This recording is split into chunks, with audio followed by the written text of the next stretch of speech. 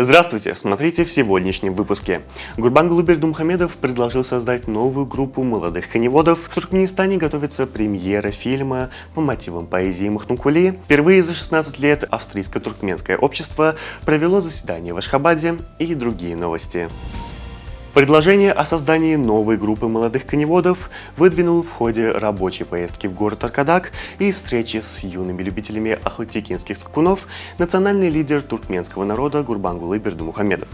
Как отметил председатель Халк Маслахата Туркменистана, отрадно, что подрастающее поколение интересуется принципами национального коневодства, подчеркнув, что эту группу следует поддержать через благотворительный фонд по оказанию нуждающимся в опеке детям имени Гурбангулы Бердымухамедова. Объединение Туркменфильм имени Огусхана готовится выпустить на экраны фильм «Отцы и сыновья».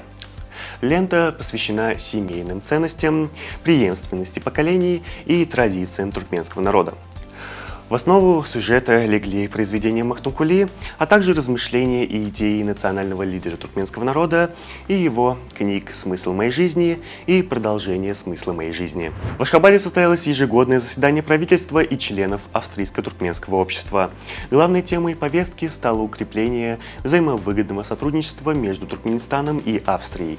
Глава общества Неда Бергер рассказала о его деятельности, направленной на укрепление связей между двумя странами.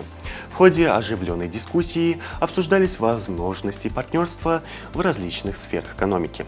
Также обсуждался вопрос о подписании в рамках общества меморандума о сотрудничестве между туркменскими и австрийскими компаниями для более целенаправленной совместной работы. Ашхабадцы и гости столицы приглашаются на новую шоу-программу Государственного цирка Туркменистана, которая состоится 18 и 19 мая. Цирковая программа посвящена 300-летию поэта и мыслителя Махтумкули Фраги. Зрители ждут выступления группы национальных конных игр Галканыш, акробатов, гимнастов, жонглеров и канатоходцев. В программе также номера с дрессированными животными. Генеральный директор агентства транспорта и коммуникаций при кабинете министра Туркменистана Мамедхан Чакыев доложил о планах по подготовке кадров международного уровня для сферы гражданской авиации страны.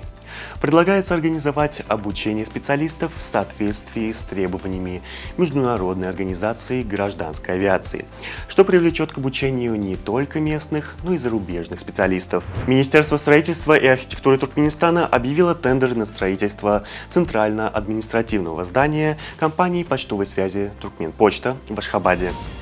62-летний Ричард Слайман, которому в марте 2024 года пересадили почку свиньи, умер спустя 2 месяца после операции. Медики не установили связи между смертью пациента и трансплантацией.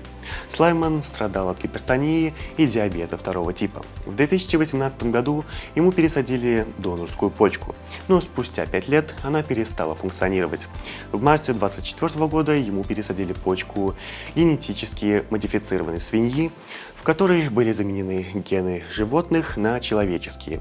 Операция прошла успешно, и пациента выписали из больницы. Продажи билетов на шоу Дженнифер Лопес в рамках тура This Is Me Now провалились.